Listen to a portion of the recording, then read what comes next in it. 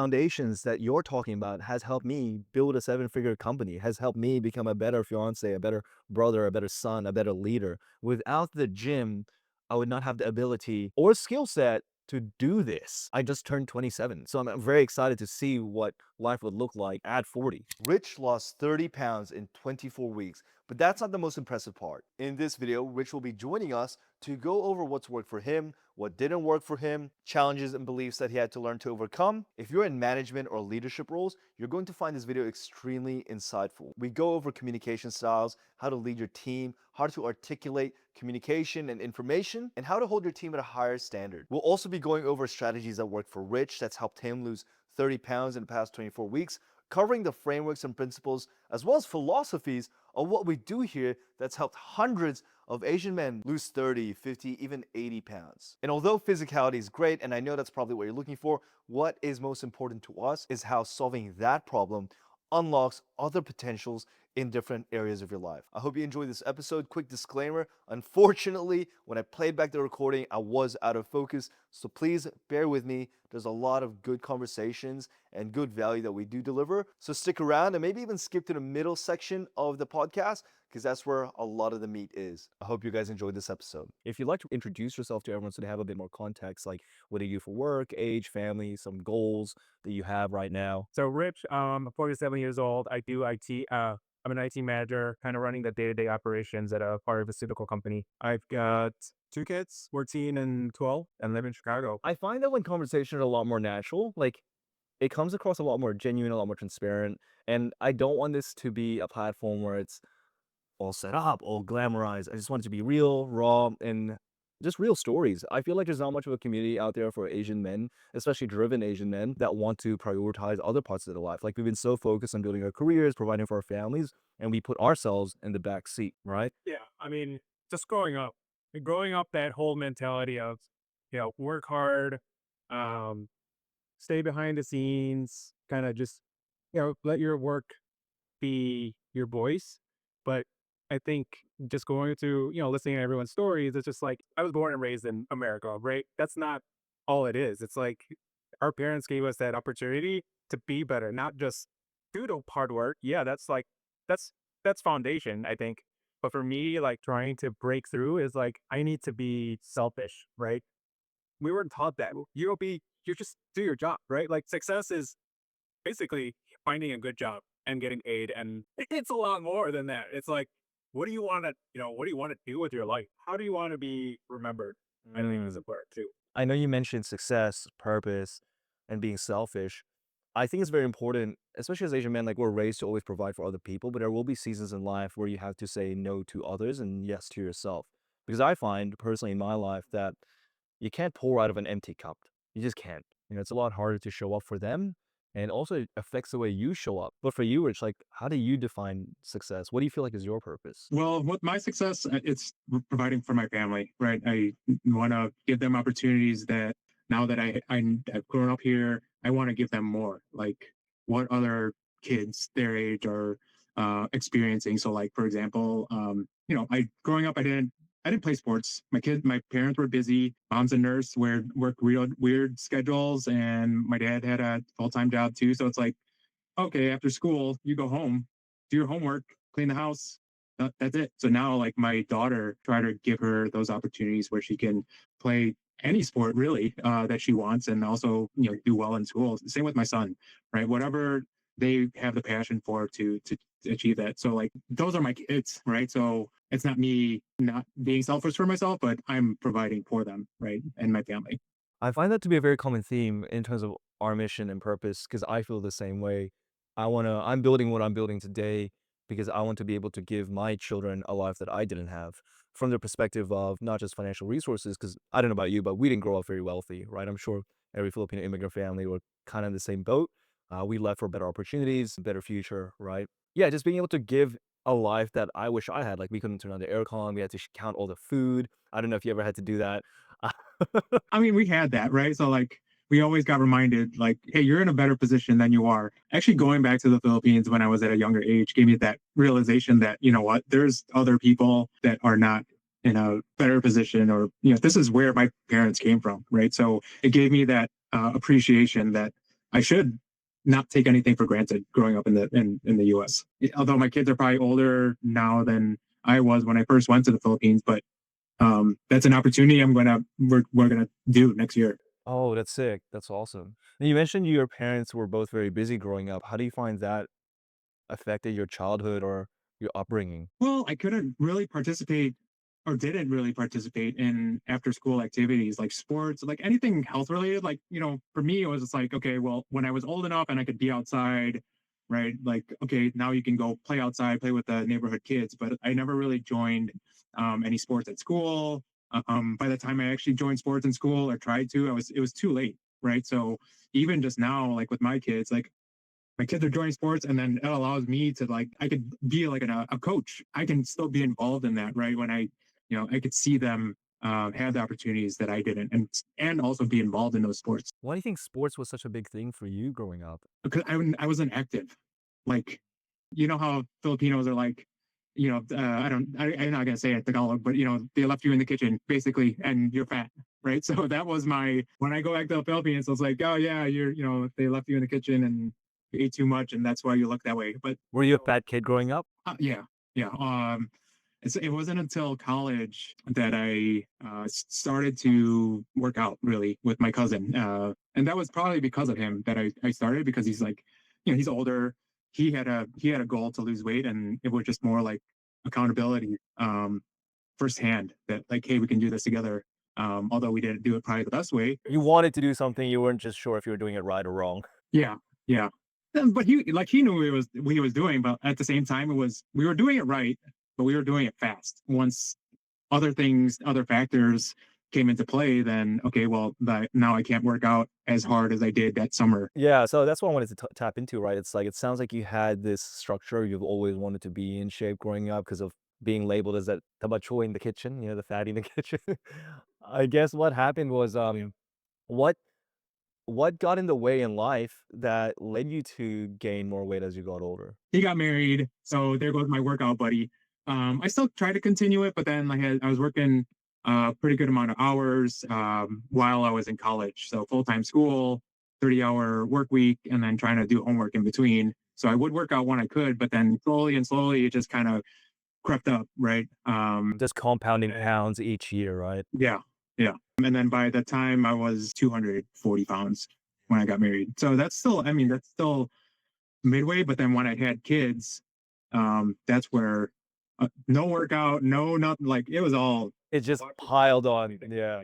My heaviest was 275 pounds, Wow. And you're how tall? 5'5". Dude. That's big. Yeah. And how heavy are you now? 182. That's insane. So that's 100 pounds. How much did you lose since having started with us now? Really close to 30. So you started at around if you're 180 now, roughly 210, something like that? 110. Us, yeah. 10, 112, yeah. Yeah, I see. I mean, you've been able to lose weight on your own in the past. Like, I'm curious, man, like what made you want to reach out for additional help or go that extra mile? Just kind of backtracking, right? So 8 years ago, that's 275 pounds. I was at a daddy daughter dance and I looked at this photo of myself. And I remember I actually, before that daddy daughter thing, I took a nap and I was like, why am I so tired? Like, this can't be right. Right. I probably not, I knew I wasn't healthy. I didn't make time for myself. It was all about the kids. And I was like, yeah, I need to make a change. Work was not helping, super stressful. So I basically worked, took care of the kids. And then when I wasn't taking care of the kids, I was doing more work. And then I was just like, you know what? This work is going to be nothing if I'm sick. Right. So I need to make a change. That was your wake up moment where it's like you just weren't feeling it. You didn't have the energy. How did you notice it start to impact, your family, maybe even yourself? I mean, I could still do the things I wanted to do. I think it was me thinking in the future, right? Like my kids they're barely preschool, kindergarten, right? So once they do, and I know they're going to be more active, I want to be able to run around and play, like catch with my kids. I'm like out of breath and I just wasn't healthy for sure. I mean, it started with social media person selling their handbook, download this and follow this. It got me on the right track, but there was no goal. So that was just like, okay, do this, do this. And then some of my friends are like, hey, I don't know if you're going to be interested, but you want to do this sprint triathlon. I was like, I could ride a bike, I could run, but I didn't really know how to swim that well. So that's kind of where that started and almost like tornadoed into after I did that triathlon. Hey, why don't you do a marathon? I'm like, So it just kept compounding.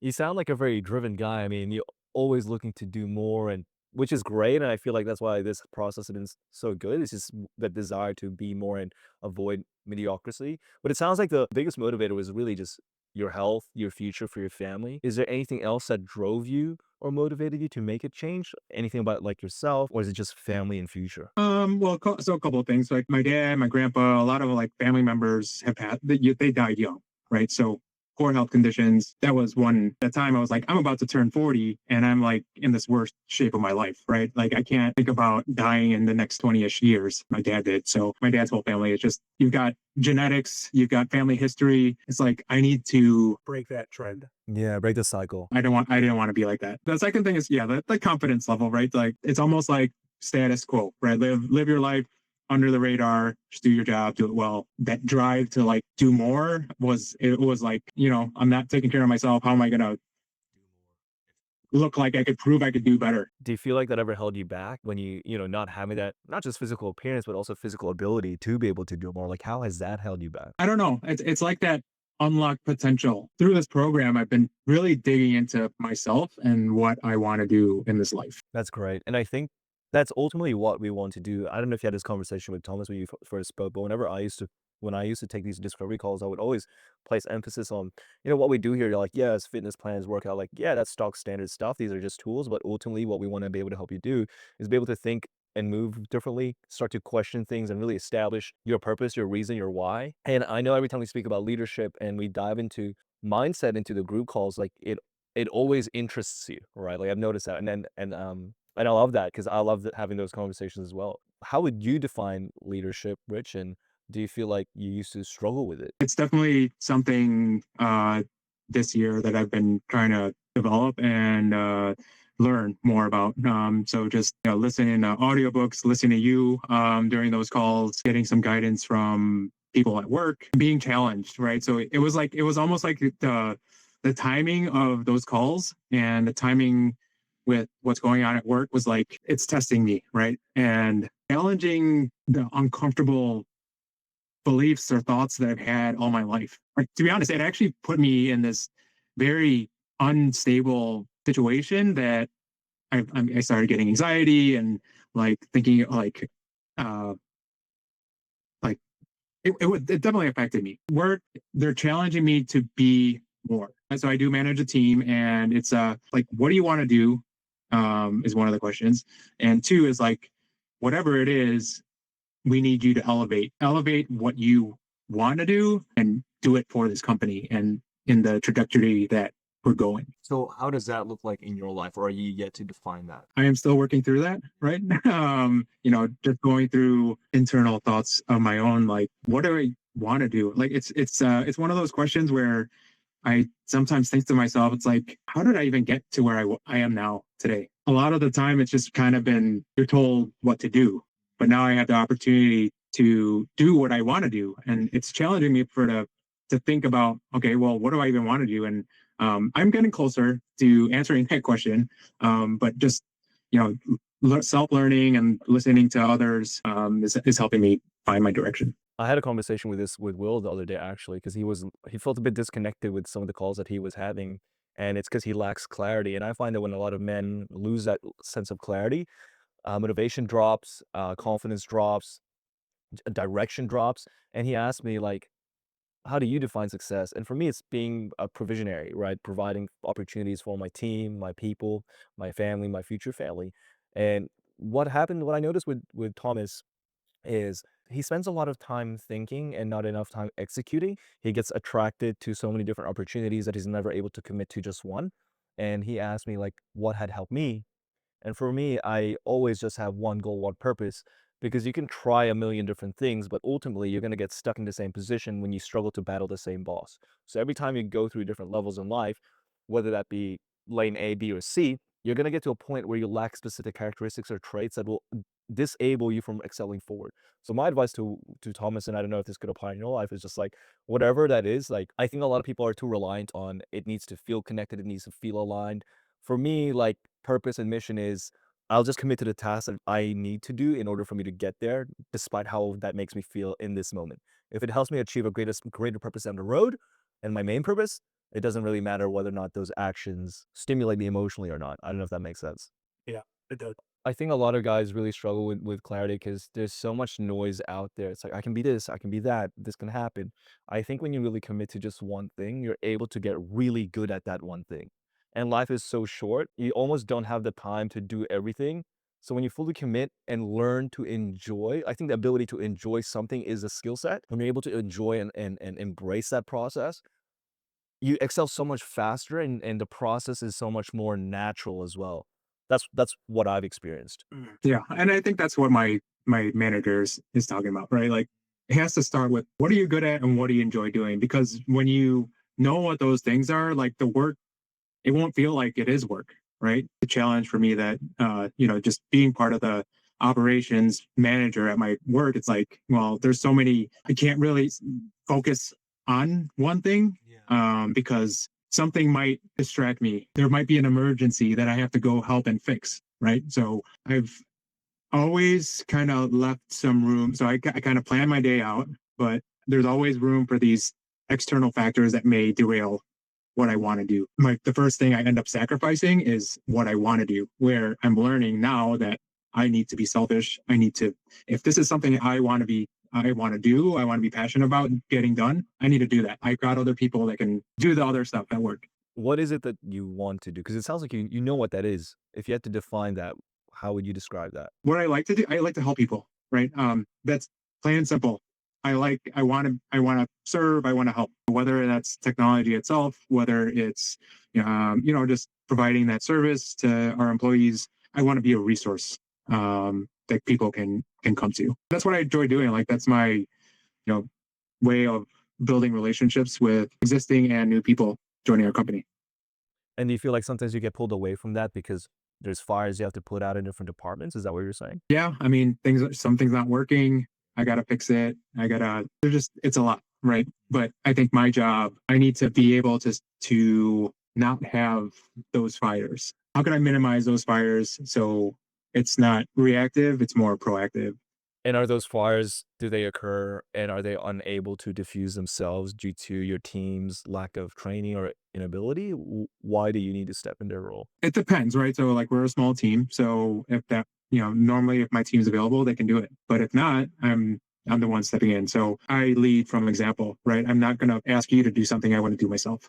So if they need help, I'm going to help. If they're not there, I'm going to be your backup. So I've always done that. I guess I'm trying to find that balance of, okay, when do I really need to step in and when can I just let them go? Because that's something I had to learn as well, right? I found that a lot of my team members here, they used to come to me a lot. And very similar to you, Rich, I'd get pulled away from doing leveraging tasks, tasks that I'm only able to do and unable to delegate due to the lack of skill or characteristics and traits that other team members have. So I found that that actually slowed down the growth of my business and it slowed down the growth of me. So what I started doing, I don't know if this is applicable to your life, but when they would come to me, I always pre-frame conversations now. Before you come to me with a problem, I want you to come up with a solution as well. And it doesn't need to be right, it doesn't need to be wrong, but I want you to be proactively thinking. And what I found was they actually knew what to do, but they needed permission and was too scared to do it. So when they would come to me with solutions, I would say, hey, that's exactly what you need to do, go do it. And they're like, okay, sweet. So they'll go do it. They'll get the job done. They'll get it fixed. I'm like, how'd you go? They'll update me. Yeah, everything went well. I'm like, sweet. So like, and then I'll reward them by saying, I'm glad you did that because it shows to me you're competent in doing the standard. Because if you're asking me to do your job for you, what is your purpose here? I try my very best to encourage them to continue that habit because then it encourages that characteristic of trait. It also creates confidence within their own performance that allows them to tackle bigger challenges themselves. That's what I found has worked really well for me and the team because I find that like I think we're very similar in the sense of being a provider, being the helper. You want to take care of everyone. But when you try to take care of everyone, it stops you from growing yourself. So I had to learn how to teach people how to be able to take care of themselves when I'm not around, not the other way around. I don't know if that. I completely agree. I've been learning that too. I mean, there's some training going on at work, and it's one of the key things is you got to meet them where they're at, right? And wherever they're at, wherever this defined level is, based on this management training, it's like, okay, if they're at this level, this is the way you need to lead them, right? It could be delegate, so there's different quadrants of where that goal is, the opposite side of how I should be. What Making them. what I found is that, like, I operate a team of 8 to 12 right now, and I know each individual, I have to speak to them very differently. Some people are a little bit more self-conscious, some people are too egotistical, and I need to craft my method of communication to articulate their method. For example, I'm gonna use Thomas because you met Thomas, right? He's a very competent individual, great at what he does, very, very emotionally intelligent. So with him, for example, I never tell him what needs to be done. Instead, I question him and almost ask for permission whilst I stay in control of the outcome of conversation. So, for example, I'll say, "Hey, Thomas, what do you think of this idea? Do you think we should do it?" He said, "Oh, I don't know. I don't think that's a great idea." I'm like, "Why not?" I'm like, "Hmm." He'll say, "Oh, because this and this and that." I'm like, "Have you ever looked at it this way? Like, do you think if we did this, this, and that, it might not lead to this?" He said, "Yeah, yeah, I can actually see that." Like, I'm like, "What do you think? You should try it?" And he's like, "Yeah, let's try it." I'm like, so I get him to do what I wanted to do whilst making him think it's his idea. Inside, I'm in control of the conversation, but if I said, "Yo, Thomas, do this," he's like, "No, what? Like, don't know what to do. Like, I know, like, let me do my job." I know that Yeah. I have this, and it's not even, it's purely factual and logistical. Like, I have the skill set, mindset, characteristics in order to do what he does and beyond, right? But Naz, for example, right? I have to drill Sergeant Naz to make sure he gets his shit done. He responds to very intense feedback. Like, I have to drill him, but for example, Coach Taylor, I cannot do that. Coach Taylor, I have to always be, "You're great at this, you're good at this, I love that you did this, but maybe let's try this next time. How do you feel about that?" Right? So it's like different communication styles. And one thing I want to mention is when it comes to standards, like, yes, you have to, I would say you have to articulate information on their level, but you want to hold a standard here, otherwise they have nothing to strive for. And that's what we do with our clients as well. If we try to keep you and serve you at your standard, you're never going to grow. So we try to set the standard here, but articulate communication and information to your level, and then gradually move up. I don't know if that helps. Yeah, and everyone's different, right? You have to adjust. You do. I'm sure you can relate to this, Rich, but the most exhausting part about leadership roles, management positions for yourself, fatherhood, it's like you always have to put your feelings at the back. Like how you feel. It's important, but it never feels as important because you're always so focused on taking care of other people. Do you ever feel that way? Yeah, but I mean, I'm learning from my manager too. He's like, you know what? You gotta be vulnerable. There are gonna be people that they're probably gonna be smarter than you or do things better than you, and you have to just manage it differently. Yeah. And for me, I'm trying to figure that out, like how that approach would be. In what way? Like when you say trying to figure out what approach, are you talking about how to approach people? Like that type of person, right? Coming in and they know more than you, right? Using those different leadership styles based on that. In the past, it's always somebody lower level that I know how to do the job, I know how to train them, I know how to build them up to where they need to get to. Whereas there could be somebody that, hey, they're already at the level, they already know what you know, and they probably know more. Mm.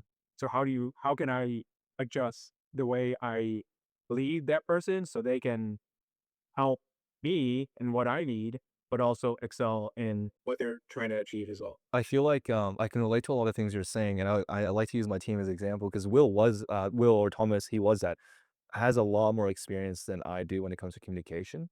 And I also learn a lot through my team. Like, we don't know everything, and I always try to hire people that know more than me. They might be lacking certain traits or specific skills, but they're excelling in other departments. Like Coach Steven, phenomenal communicator as well, and I learned a lot through him. He'll always communicate feedback.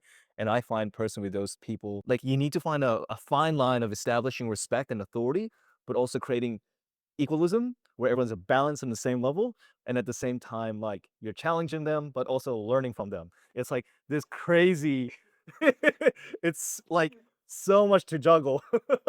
I'm always thinking, I'm always like, how am I going to do this? How am I going to do that? And how am I going to talk about, it's like not making sure I'm saying what I should be saying instead of like spitting something out that I shouldn't be, just not thinking about it first. It's fun Definitely. but stressful. Something I always like to ask Rich is, like, when I don't know what to do, I'm like, just curious, Thomas or Taylor, like, what do you think we should do? And they'll come up with an answer. I'm like, that's actually better than my answer. I like that.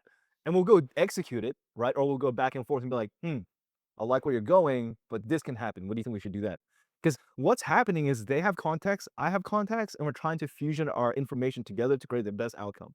So instead of me telling everyone what to do all the time, I ask them, what do you think we should do? Here's what I think we should do. What can we do together that will optimize both results?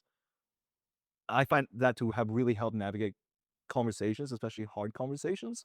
But I love talking about leadership and mindset and stuff. Do you ever feel like ever since joining us and being a part of this journey, Rich, do you feel like it's helped elevate, leadership skills, confidence, and translate to other parts of your life? Yeah, I mean, like I said, it's not. I know it's leadership and confidence for sure. It's just for me, not don't change overnight.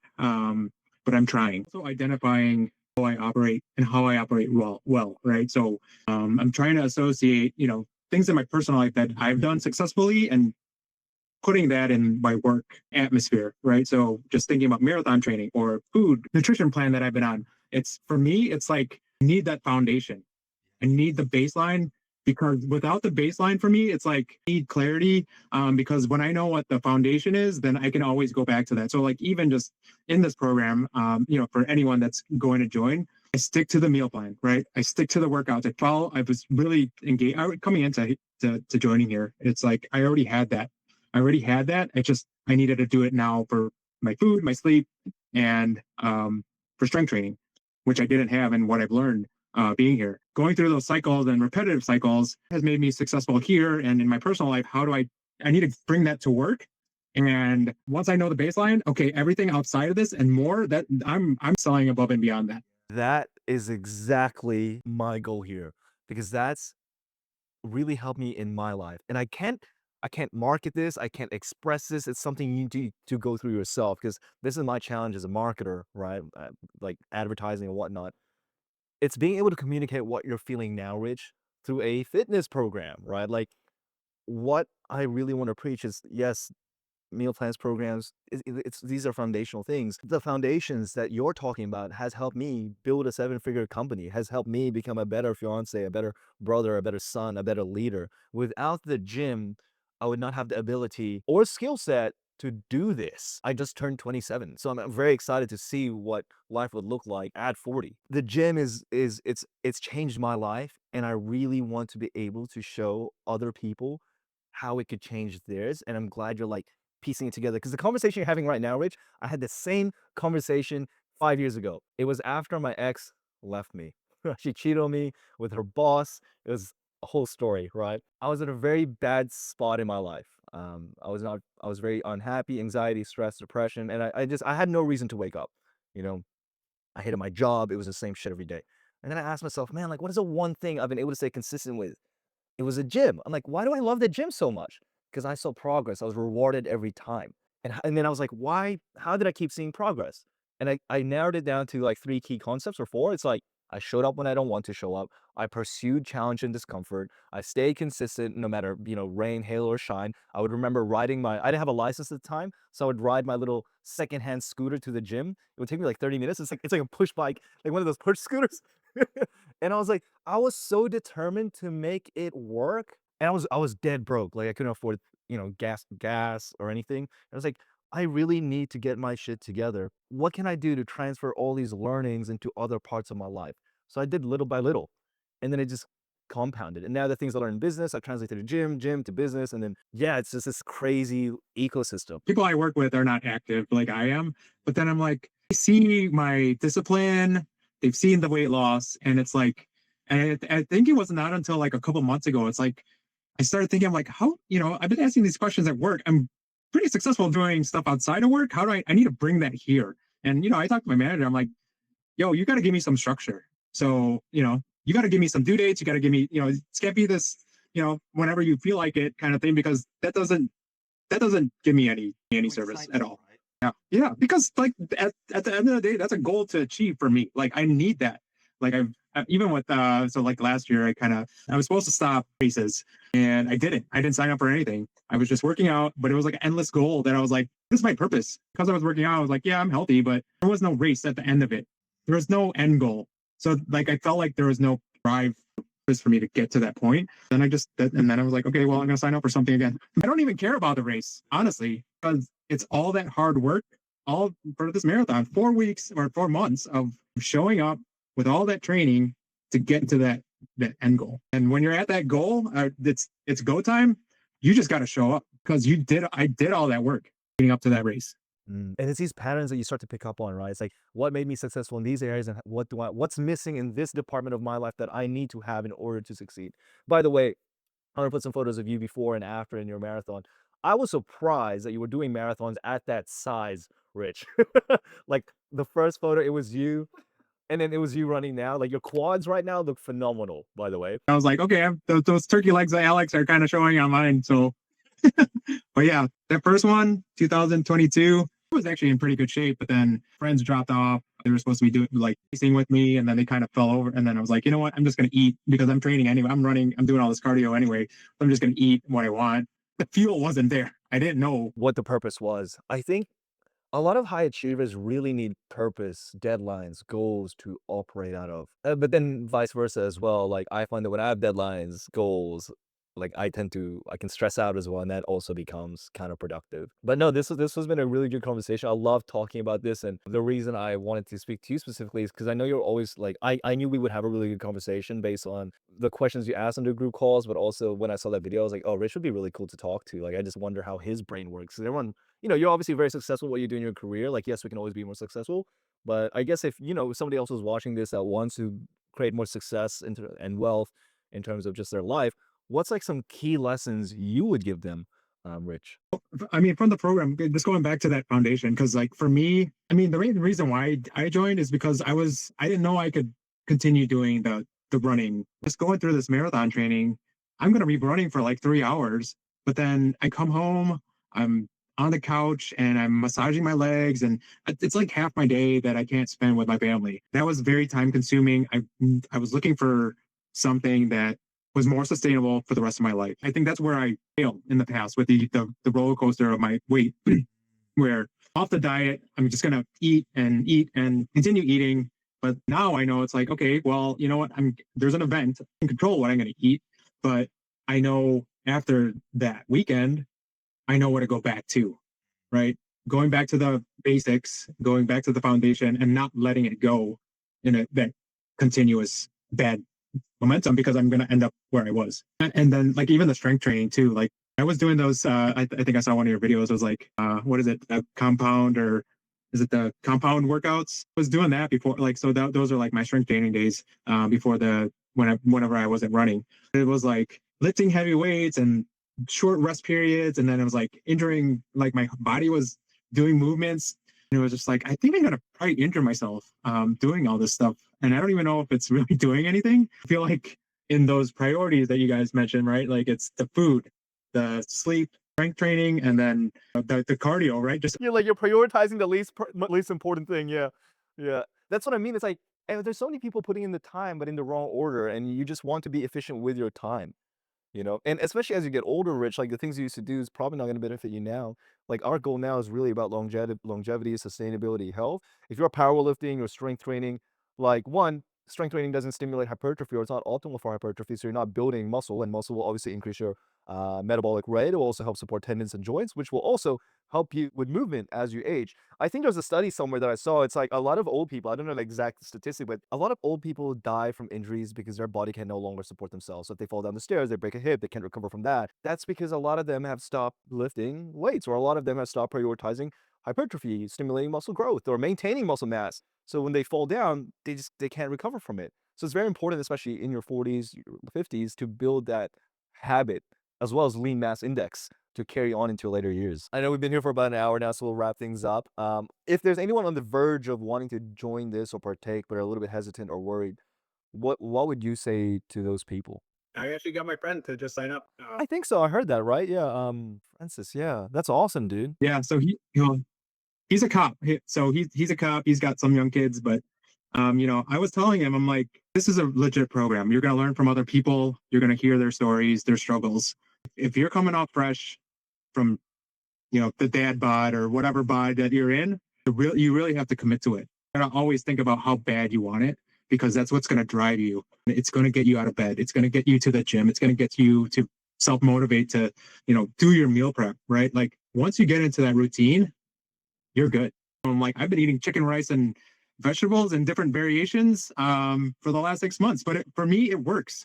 It works because I don't have to think about it. I see my coworkers, yeah, they have like the fast food from the local joint and it's fried and whatever. It looks good, but food is fuel.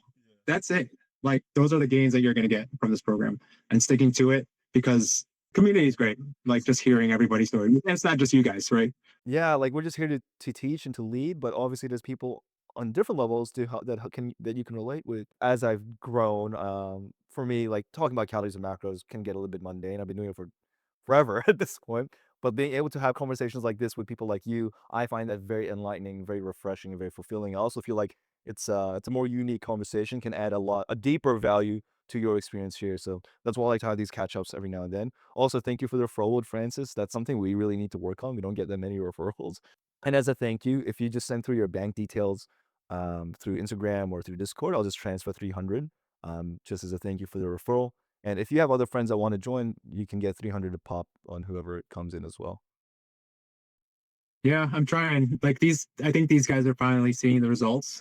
So Francis, he actually saw me at the marathon. I think his motivation too is he's got two young kids and he's got that unhealthy lifestyle. But I think for him, it's just got to figure out that schedule. I mean, Everyone's career has a huge influence on obviously their process, and we work with so many different people, guys that are truck drivers, guys that are, police officers. Like, I know we market as desk workers, but we have worked with a lot of different people in the past, and it's challenging, especially nurses too. Like, it's hard. It's really hard. I think desk workers are like the most controlled environment. It's like 9 to 5, like sometimes yeah, overtime, but like cops, truck drivers when they're on the road for 18, like it's harder. It is definitely more challenging. Still doable, but more challenging. yeah. I mean, I sent him next. So I was chatting with him, but then like 2 days after, he's like, I signed up. I'm like, okay, well, but 2 days beforehand, he's trying to explain his schedule and all that stuff. And then I sent him just when he's in the squad car, right? I'm like, hey, if you can't meal prep, you can't warm up your food. These are your choices when you're on the road that are low calorie. You just have to think about making those right choices and not going to the closest, McDonald's and eat. It's I'm excited to see how far I can go, and thank you again for referral. Awesome, man. We'll wrap it up there. I think it's been about an hour. Thank you for being. I would say this is like the first episode. I'd love to be able to do this more with different groups of people. I think it really creates a place to express, be vulnerable, but also to share some wisdom. Um, but yeah, thank you, Rich. Anything else you'd like to say before we wrap up? It from other people that this is not a scam or whatnot will go a long way. Or even just like, hey, if you're questioning something, just reaching out to another member, like, hey, Rich, you mind talking to this, and then giving them yeah, because I think that'll be a quicker personal. And then even to say Fran, like even if Fran, I didn't know him, but I talked to him and kind of get encouraged him to join the program, said it's legit and these are the things they encounter. But at least he has like a buddy, right? Like going into the program. I mean, the community's pretty big. There's somebody they can relate with and be like, hey, you know, one on one, like this is what you have to do, this is what you can do. At least they have a direct connection. But yeah, Thank you for wanting to help and being open to that. It does go a long way. Sometimes, like transparently, the last 4 weeks have been quite tough. We're in the reds, and I used to freak out about these times, but that's business. I think you get used to just the ups and the downs. And for me, as long as I have my bare minimum, I have my house, I have time that I can spend with my family, I have my fiance. For me, that's wealth, that's freedom. I don't have to worry about groceries. Like I'm a happy man, and I want to be able to continue to invest the time, the funds to continue to grow this business and just see where we can take things. There's so much I want to do, but with the economy we live in today, it's kind of hard to do certain things. These things are, pretty crazy. But yeah, thank you, Rich, and I'll see. Mhm. I was very shocked to hear on that thing that you're 27. If I was like at your mindset and level of, you got a big future in front of you, man. Thank you, Rich. I appreciate that. How old did you think I was? Just out of curiosity. Maybe like early 30s. Okay, I cool. think it's the facial hair that kind of threw me off. But me, yeah, but yeah, I was like 27. I was like, fuck, I'm like 20 years older. If I had the oldest guy in this thing, but I mean, it's for me, it's like I never. I'm age doesn't really matter. You're running from different perspectives, no matter what their age is and whatever challenges or encounters they've walked through in life. But I'm 47 and I'm still learning. I'm trying to get better. So it's still not bad for me. Yeah, age is really just a number, and I do try to appear a little bit older, as in facially because I feel like older people struggle to build trust with younger people, of course. But like anyone, I'm learning some things from people that are 18 who have done phenomenal stuff in their life. So I think being always having that student mentality can really take people a very, very far away in life. But thank you, Rich. I'll see you in the group calls if I can join over the next couple of days. But yeah, thank you for hopping on. I'll do. See you Yeah. soon. Thanks. Bye, Rich. Have a good one.